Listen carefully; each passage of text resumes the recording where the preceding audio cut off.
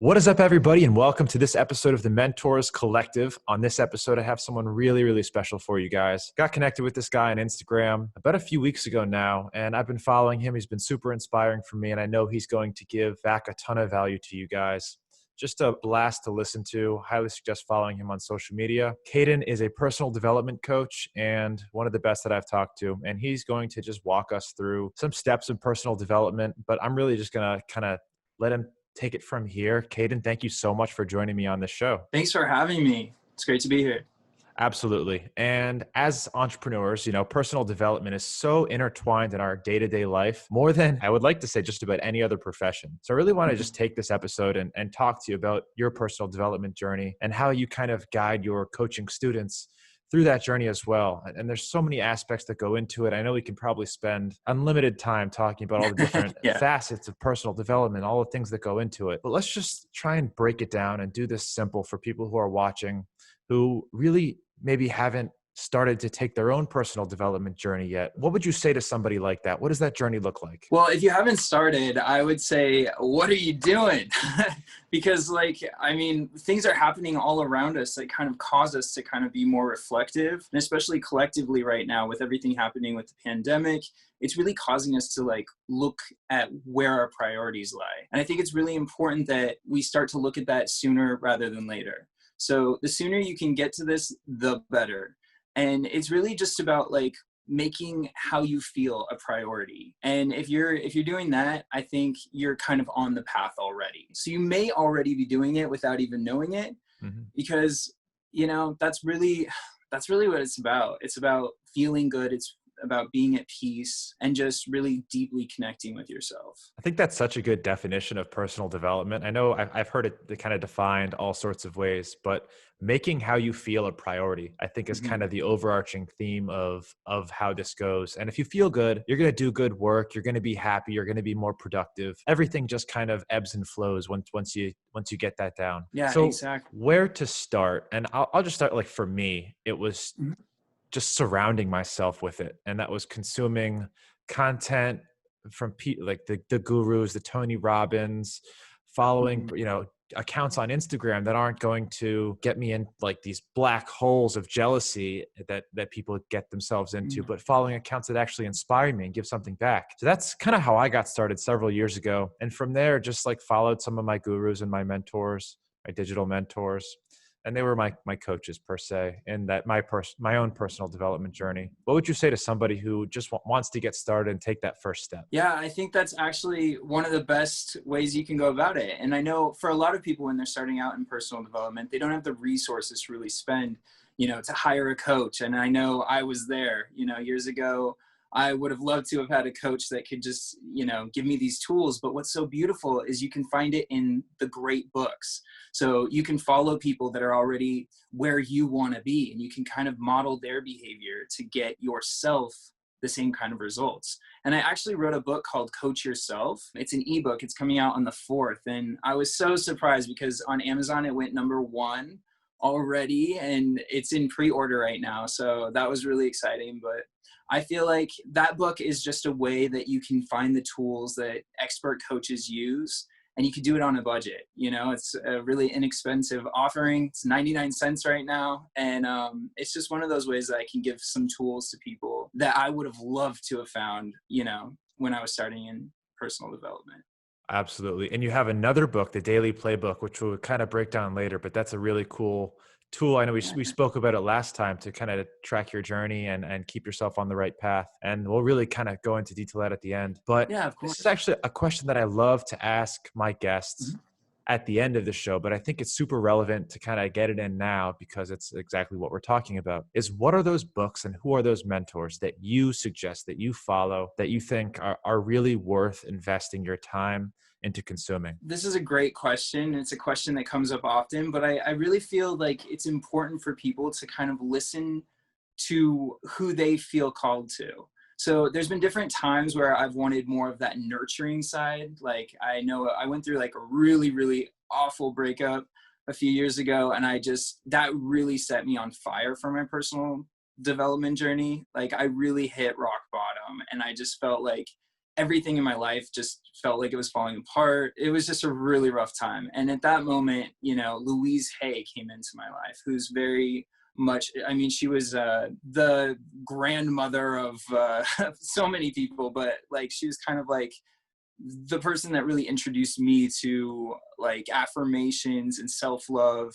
And I feel like that was what I needed in that moment. So that's what resonated with me. And through the years, like I've gone through different phases. So Tony Robbins is definitely somebody that I highly respect. I've taken some of his training programs as well. And he's more of an aggressive, like assertive, like approach, which I love too. So I think it's really checking in with yourself and finding out what would be best for you in this moment, in this chapter of your life. Yes, and there's so many different gurus and styles of coaching that they have.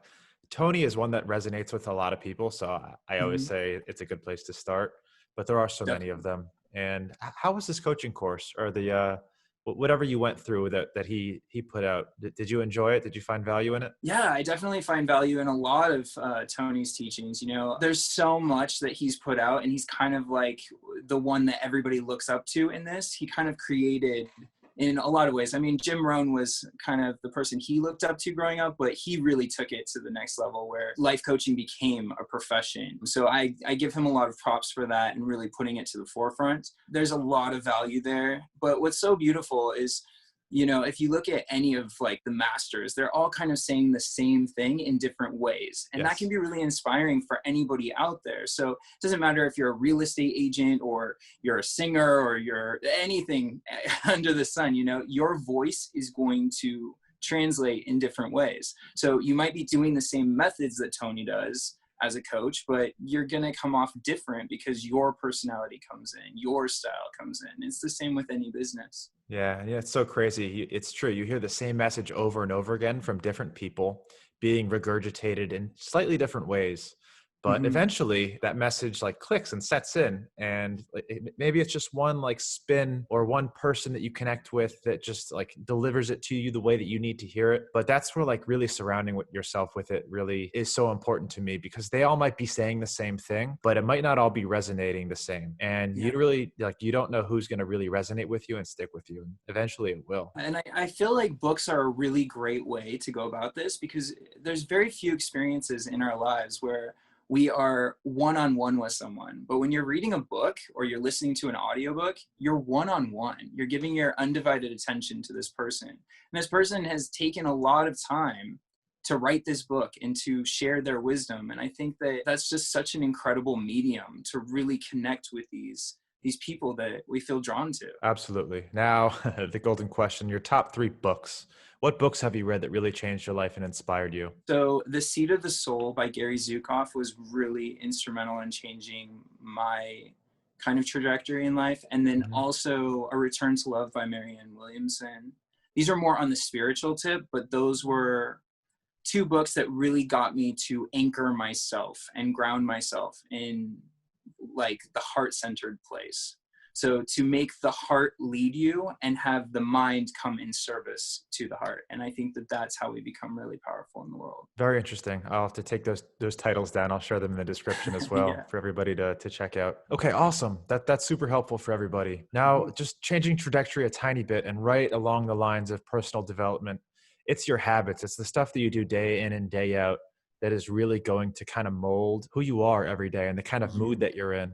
And you want to stay consistent with that. If you stay consistent with a routine that you know works for you and puts you into a good place, a prime state, as Tony Robbins would say, Yeah. then you're pretty much setting yourself up for success every day. I have my own. I did a whole episode on morning routines, a whole episode on nighttime routines. But what are some rituals? What are some routines that you have and that your clients have that you found to be really impactful? You know, I studied this for a good few years, and that's how this book came together. It was studying morning and evening rituals with the Daily Playbook. And I tried out a bunch of different things. Some things stuck, some things were like a little too out there for me. And I was like, no, this isn't going to work for me. I want to dig But I there. think, Sorry, I'm yeah, going to stop you because sure.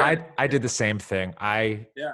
Everything that they all said to try. Oh, God, I can't remember his name, but he was taking like soaking baths for 1 hour with like Yeah. salts and stuff. I'm sitting in the bath. It's been 20 minutes. I'm like, screw Yeah. this. I'm not a bath guy. What's some stuff that you've tried that really didn't resonate with you? And then we'll go into some stuff that definitely did. Yeah, this is such a funny topic, and it's one that I hesitate to even say just because I always feel bad because for some people they're so into these techniques. Mm-hmm. But I definitely tried the breathing techniques where you like do like the, heavy breathing, and I literally felt like I was going to pass out. So that wasn't really one for me. I'm more of like I like to take deep breaths and just hold and release and visualize all the stress and tension just leaving my body. I definitely do the priming ones, like with Tony, where it's like, those. I think those are amazing, but it's not a long period of time. So I've done that. I couldn't get into like the hot yoga. Like that just was not for me at all. Nope, tried it. Cold showers are something that I don't mind jumping into, like a cold, like lake, river. Even in Canada during quarantine, when it first started, I was on the lake in Canada and I just jumped into the water and it was an awesome experience. I loved it. But for me to turn a shower knob and just, sit under that for like a few minutes, like it's not really for me. What got me into cold showers was if I go, I won't do it. These are some commonalities with me too. Like I figured out when I will and won't do something and how to make myself do it, and when I know I just won't. If I come home straight from the gym, jump in the shower, and I'm like still sweating and heart's still going, and I make it cold, I'm pumped. Easy. I can do it. Yeah, no, and I'll do that too. But that's the only time I can pull it off. Yeah. And I mean, I know that we can force ourselves to do these things. So it's not even about that. Like mind over matter, I think I can force myself to do just about anything. But it's like, really, is that totally serving me? And for me, it didn't resonate with me. It didn't flow with me. I'm with you. Felt like torture. It's a fun conversation. All the things that you should try. And that helps some people, but not everything helps everybody, and not everybody needs to do everything. But what is important is finding what does work for you and what you can be consistent with. That's really the key. That is 100%. 100% agree with that. I feel like there are some people who get addicted to personal development just like any other addiction. And you'll see these folks and they try to shove everything into their life to the point where they're exhausted. It has the adverse effect. So personal development is supposed to inspire, and it's supposed to make you fall more deeply in love with yourself and your life, right? Yeah. And then be able to give that out to the rest of the world. But you find sometimes in this field, like people are addicted to trying everything and then they just run themselves down. Yeah. And the goal of this really listening. Yes. Yeah. And you want to wake up and be excited to go through your routine. These are things that are supposed to be good for your soul. You should enjoy them. If you're waking up and you're like, shit, I have to meditate for 30 minutes. And every morning you're like waking up like, God damn it, I have to do this again. I don't like doing it.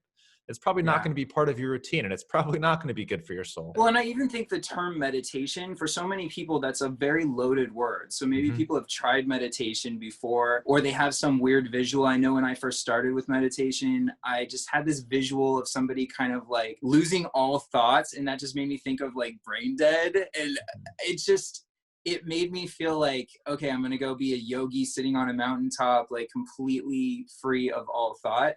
And so I had to actually change that belief. And I started turning meditation into something that I think is really creative. So when you empty your mind, you have all this space for great inspiration and inspired actions to kind of come into your mind that you can then take. So there'll be times when I'm meditating, I just get the impulse to contact somebody. Or maybe I won't do it right then. Maybe I'll wait till the end. But like you get this incredible guidance when you just get quiet. And I think putting it in that terms for me really worked. Yes. And I'm just going to go on with what you said there. There's one commonality with almost every successful person who has applied personal development to their own life that they all have in common, and that's meditation. Everybody does some form of meditation that I've ever talked to who does personal development. So crucial. I don't do any crazy 30-minute sessions. I do like a short session, but when I wake up, a short session before bed. And that's what I found works for me. That's something that I think everybody should try to make work, whether you hate it or not. It is something you get better at with time. When you're first starting to meditate and you have a millennial brain and you're addicted to your phone and you just have a zillion thoughts racing through your head, and you sit down and you try and quiet your mind, it's going to feel like torture. It feels like you can't do it. I get it. But it gets better. The more that you practice it, practice quieting your mind, practice letting your thoughts pass you by, it really does help you in the long run. And you start to notice those effects, pretty quickly. I would Yeah. say after a few months, I was noticeably like going through the day, like, oh, wow, like I'm in the moment more. I'm acknowledging these things that I never used to acknowledge and doing things that I wasn't doing before. And it's just a really, Yeah. really powerful practice. Yeah, I definitely agree. And for clients that come to me and they really struggle with it, I start them out on something simple. I think it's important sometimes to attach a task to your meditation. Yeah. So you could go on a walk with no noise. You're just like on the walk, you're totally present, you're just observing, you're noticing what it feels like to have your feet, hitting the pavement or on the trail. And it's just quieting the mind. So there's different ways that people can get into this. And also like guided meditations I've found have been really helpful when people are first starting out, because it gives the mind something to be doing, and it kind of takes away that desire of the mind to always be running, because you are actually doing something. So you Yes. are walking, you're getting a little exercise in, you're getting some fresh air in, and you're meditating, you know? Yep. And little hack that I use to make myself meditate, I have an Alexa right by my bed. She thinks she probably just heard me. It wakes me up every morning, 6 a.m. And the first thing it does is put my headspace on. So I get right into a guided meditation. I don't have to Oh, that's great. do anything or think about anything. My phone is far away. And I just sit there and go through my guided meditation automatically. And this is Wow. stuff that I preset to program myself to actually do these things. If it wasn't for, Yeah, I love that hack. I think that's amazing. yeah, super powerful. And this is just figuring out what makes me tick and figure out how to make personal development work for me. Hmm. And at night, I try to do gratitude at night too, just because I know that I take that into sleep with me. Mm. And it's incredible. I've noticed such a huge difference since I would just like list out all the things I was grateful for that day, or, people, and kind of just go into this. And it's not the same thing. A lot of times I think people have this tendency to want to say the same thing or not go deep into the topic. But with gratitude, you can really go deep into a topic. So you could pick one person that you really want to focus on and just list out all the attributes that you really appreciate. And the next morning when you wake up, it's like incredible, because you feel so much more refreshed and just like at peace, because I think it just goes into that subconscious when we go to sleep. Love that. Gratitude's another one that I think a lot of people practice, a commonality between successful people, Definitely. and something that everybody should apply. I think this is one that I'm really bad at. Like you said, you go deep into depth. I'm just like, Moses, I'm grateful for you. I love you so much. My dog. Yeah, yeah. Yeah, so that's one I probably need to get better at. But I do it in the morning with my journaling, and I wake up, phone's away. I got my notebook next to me, write down a few things I'm grateful for, and then I write down a few things I want to get done that day. And that's Hmm. just this little simple task. I've got a notebook in every room of the house that I access normally. It's one on my Wow. bed, my desk, my kitchen. That's just one little thing for me when I'm thinking something or feeling something, I'll write it down, and that helps me That's a lot. amazing. And Talk what's been like the most beneficial, uh, what would you say is like been one of the most beneficial things that we haven't listed already that you Let's do? see. Gratitude, we talked about meditating, we talked about journaling, talked about cold showering. I think the most beneficial thing that kind of gets ignored is what you do when you're setting yourself up for sleep and setting yourself up for the morning. And Hmm. for me, getting my phone out of my bedroom was huge. They did a study and it wasn't the person's phone, it was the interviewer's phone on the table. The person's phone was gone.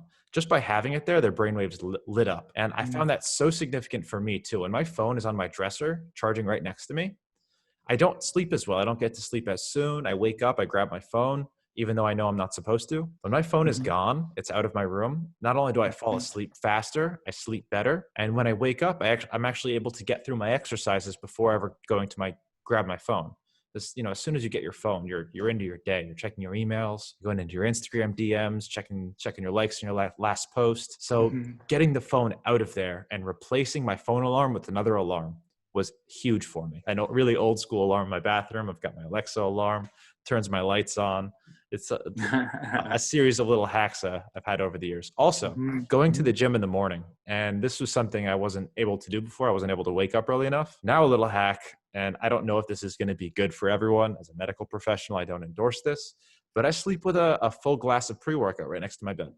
So Alarm goes off 6 a.m. I chug my pre-workout. It's about 200 milligrams of caffeine. And from there, I have no choice but to wake up and get my ass to the gym, because whether I like it or not, in 10 minutes, even if I fall back asleep, I'm going to wake up. I'm going to be ready to go. I'm going to be amped. And do you have it pre-mixed, or you get like the can or something? so I have them in like the jar, and before I go to bed, I'll put it in my shaker with some water. I'll shake it up, put it next to my bed. Setting up your day. Yeah, exactly. And getting amped.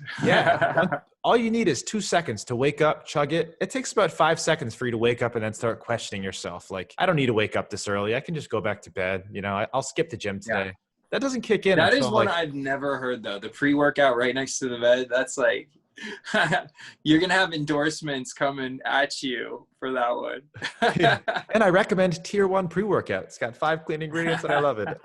I don't endorse any pre-workout specifically, although Tier 1 is what I take and I love it. Granted, if you're someone that has been trying to get to the gym in the morning and just can't seem to muster up the energy in the morning to actually make it happen, I think it's a harmless little trick to try.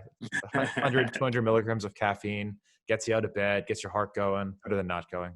How about you? What's something that's been huge and most impactful for you in your day?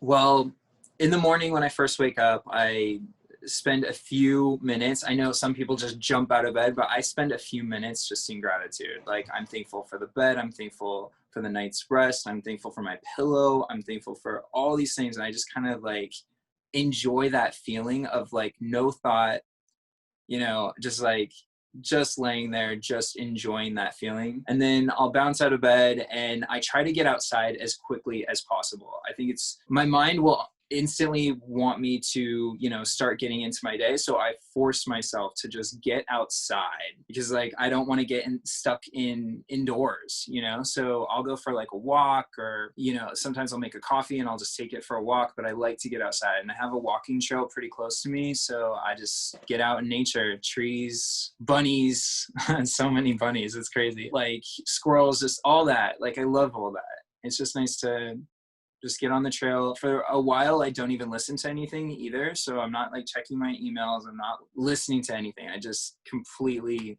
just enjoy being there.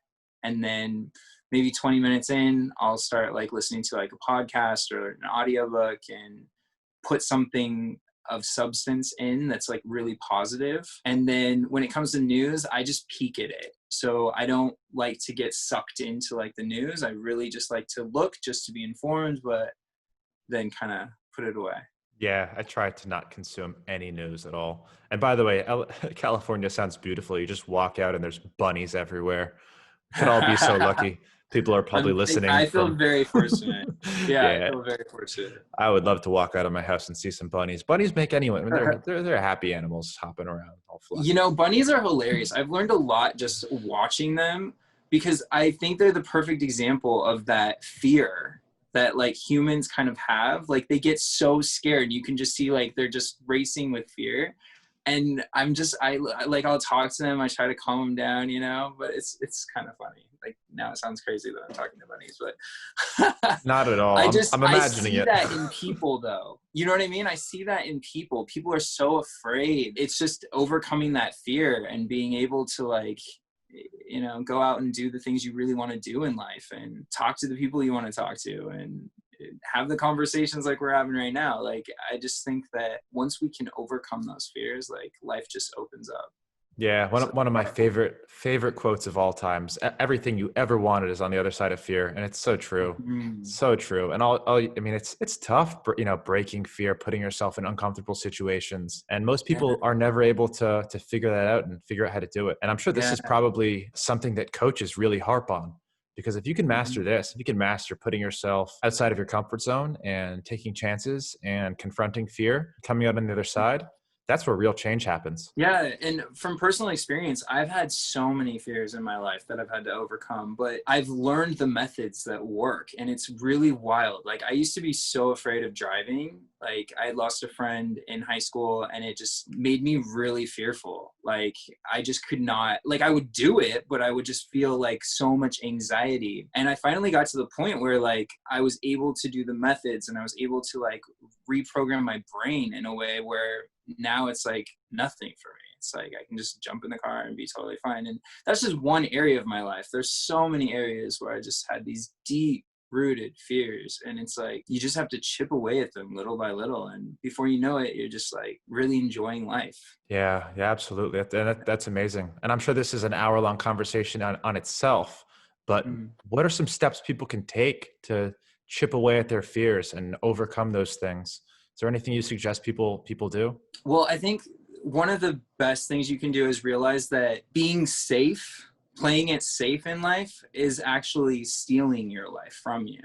So when you really think about the things that are going to keep you safe, you know, you're isolating yourself, you're tucking yourself in, the world kind of closes in, as opposed to when you're going after the things you really want in life, you're expanding yourself. So a good question to ask is this like depleting me? Is this confining me? Or is it expanding my life and making it bigger and letting more light in, more interactions? I think that that's a good way of finding out what you're naturally doing, because we all have this mind that is trying to protect us at all costs. Mm-hmm. But then we have this heart that just wants to like go out there and be courageous and loving and generous and expressive, and we just have to let the heart lead. And once we learn how to do that, the mind becomes what it's meant to be. Like it's there to protect us in extreme danger or extreme situations, but it's also there to be our supercomputer that kind of helps us in organizing memories and all these other wonderful things. But if the Absolutely. heart's leading, it's just becomes a great journey. Yeah, I think it's Tony Robbins who really said something that resonated with me, that helped me kind of get on that track to beating fear. And that's that our brains, our 10,000-year-old brains, are not designed to be successful. They're designed to make you comfortable and safe. Mm-hmm. And, back in the day, I mean, that was probably great, hide, stay alone, run from fear, do everything you possibly can to not die. But Like now, the bunny, just running from everything at all times. just like the Just bunny. start going like crazy. Yeah, yeah. I love it. But yeah, now I mean, putting yourself in fearful situations and putting yourself outside of your comfort zone isn't going to kill you. It's going to make you stronger. These things. Exactly. And we have to remember that our brains are designed to do the exact opposite. So Mm-hmm. you're in a constant battle with the primitive nature of our biology. And Mm-hmm. once that really gets through your head and you're like, okay, I'll just stay in bed, or I won't go. I won't say hi to that person in Mm-hmm. public. Who knows what could happen? What danger could come from it? Yeah. Yeah. Once you realize what's going on in your head, that thought patterns coming from 10,000 years of biology that we've evolved far from, that Mm-hmm. really helped me take that leap and say, screw that. I'm Exactly. not gonna sit here and be complacent. I'm gonna go put myself out of my comfort zone. And just like anything else, you get better with practice. Yeah, and it's like every major Hollywood film that we want to watch, like the person is challenged and they push through the challenge. Like they don't just stay at home. Like they don't, they go out there on a quest. They, slay dragons, and those can be metaphorical, So it's just, yeah, we got to get out there and just, live the life we want. I couldn't agree more. Okay, as we wrap this one up, let's talk just for a few minutes about the playbook. What is the Sure. playbook? Why is it so thick? So the Daily Playbook, it's a place to organize your life. So it's a part journal and then like a mindfulness planner. So some of the things that we talked about, there's gratitude in it. There's checking your morning motivation over time. It's really helpful to know, like if you're feeling depleted when you first wake up, you can start to notice, why am I feeling this way? Is something going on in my life? Is there stress in my life that I need to really focus on? And then there's a question or action each day that you're asked to like dive deep within yourself or, act out in the world. Like there's all kinds of, there's one for every day of the 90-day course. And then there's also a quote of the day that corresponds with that. So it's just a way to really organize yourself and also just make sure that you're doing all these things and keeping track of it in one place. Because when I was doing these morning and evening rituals, I would notice like I wasn't always consistent with it because I would forget. Like I'd be like, oh, I can't believe I forgot to do that. So I made this kind of for myself to keep myself organized. And then people would be like, what are all these like worksheets you're doing? Because in the beginning, it wasn't a book. It was just like a worksheet I would just like fill out. I turned it into a book and I started handing it out to friends, and clients, and I got incredible feedback. And now it's been out for a year now, and it's just, yeah, it just continues to grow. I get messages all the time, and it's really a beautiful thing to see how it's helped people's lives. Absolutely. It's a beautiful tool, and it's amazing for you to put that out there into the world. Thank you. Okay, Kaden, this has been an absolute pleasure to have you on the show. You're going to have to do this again sometime. If anybody wants to reach you and connect with you, what is the best place to do that? So on Instagram and Twitter, I'm just at Kaden. And then on Facebook, it's facebook.com/Kaden, and then kadenjames.com. So I have a lot of resources on my website. Awesome username. I don't know how you got Kaden, but I'm jealous. You got to get yours. I know, just Jay. That would be great. All right, Kaden. With maybe like a few Y's. I would take it. Yeah. All right, I'm going to link all of your stuff in the description, so none of you have to search hard to find Kaden or his website or any of these resources that he has to offer for you guys. So thank you so much for tuning into this episode of the Mentors Collective. If you loved this, if you found any value in listening to me and Kaden talk about personal development, I know I did.